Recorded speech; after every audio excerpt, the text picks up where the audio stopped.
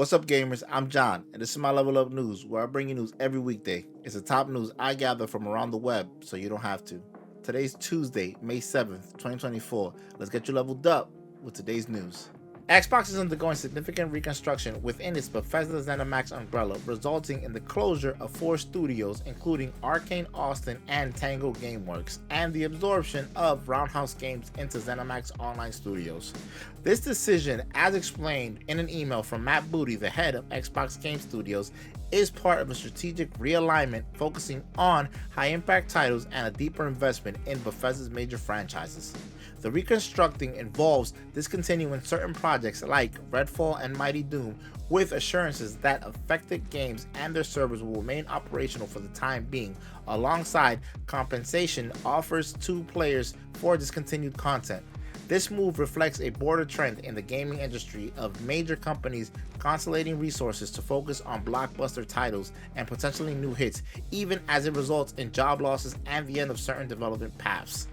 This strategy highlights the complex balance between innovation and financial sustainability in the gaming industry.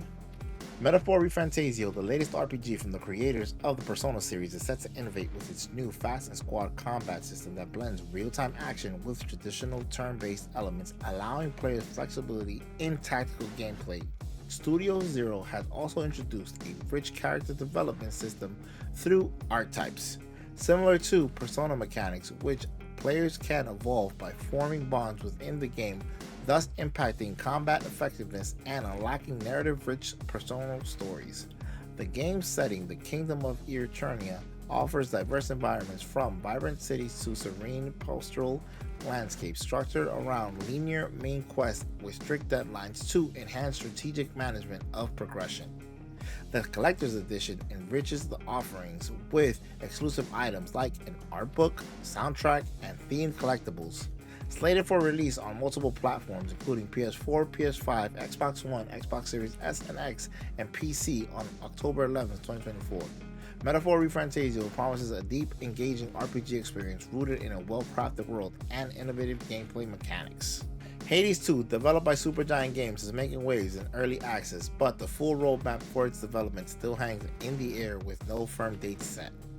Currently, the game promises a new weapon and additional region to explore, reflecting Supergiant's commitment to expanding the game's content. With the early access launch just underway, the developers are focusing heavily on gathering and implementing community feedback, which will significantly shape future updates. The first major update is expected some months after the release, indicating that players might see significant new features by summer or later. The rollback hits at further enrichments such as customizable elements at the crossroads, an expanded narrative, and additional characters, all aimed at deepening the game's experience. Additionally, efforts are being made to ensure that saves from the early access phase will carry over into the full game, a feature fans eagerly anticipate. Just over a year after its release, Microsoft has decided to shut down Arkane Austin, the studio behind Redfall, and end all development on the game, including Hero DLC, previously sold as part of the $100 Bite Back Edition. The game, which launched with significant issues and received updates aimed at fixing its shallow gameplay and problematic AI, will no longer receive further content updates, though its servers will remain active. Matt Booty, the head of the Microsoft Studios, announced that Microsoft would offer money back to those who purchase the Hero DLC, although specific details of these make good offers are not yet clarified. The decision has left the game's fans delusional, particularly following promises from Bethesda VP Pete Hines that the game would improve over the years and remain a fixture of the Game Pass. Nintendo's president took to Twitter to update fans about the next console, tentatively known as Switch 2, confirming that the announcement is expected within the fiscal year, which extends until March 2025, marking nearly a decade since the Nintendo Switch was first announced. This update aims to set correct expectations ahead of the Nintendo Direct in June, which will focus solely on the Switch's software lineup for the latter of 2024. With no details on the new console to be discussed. This decision seems strategically timed to manage public anticipation, especially since such announcements are historically aligned with the former E3 window. Despite the aging hardware of the current Switch, Following a controversial PlayStation Network signing requirement for Helldivers 2 that sparked significant backlash, community manager Spitz narrowly avoided losing his job after encouraging the community's vocal response through negative reviews and refunds.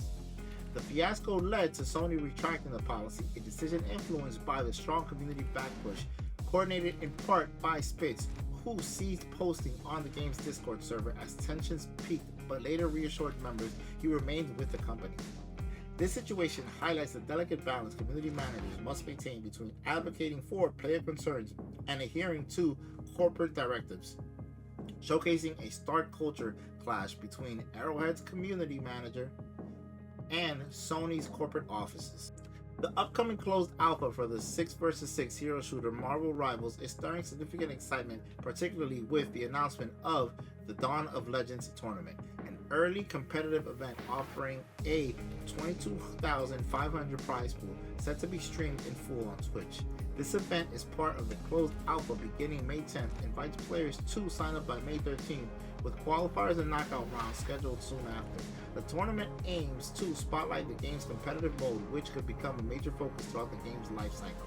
However, developers NetEase should consider balancing competitive and casual aspects to avoid alienating non-competitive players, a challenge faced by some of their predecessors like Overwatch. Hosting such a significant event during the alpha phase not only boasts Switch viewership, but also serves as a strategic move to engage more players and streamers early in the game's development.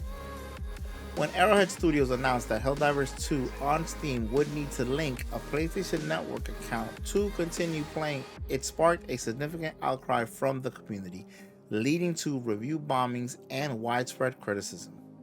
This response was due to several issues, including PSN's limited availability in certain regions compared to Switch, which threatened accessibility for players who had already invested in the game. Faced with the fury of negative feedback and the game being delisted in various countries, Sony ultimately reversed its decision. This incident not only highlighted challenges in Sony's strategies for maintaining cross-platform services, but also underscored the broader implementations for the game publishers engage with and respond to community feedback. The situation brought to light the delicate balance that needs to be maintained between corporate decisions and user satisfaction, especially in an industry as dynamic and user-driven as gaming. It also illustrated the power of community backlash in influencing major corporate strategies, suggesting a need for more thoughtful approaches to policy changes that directly affect player experiences.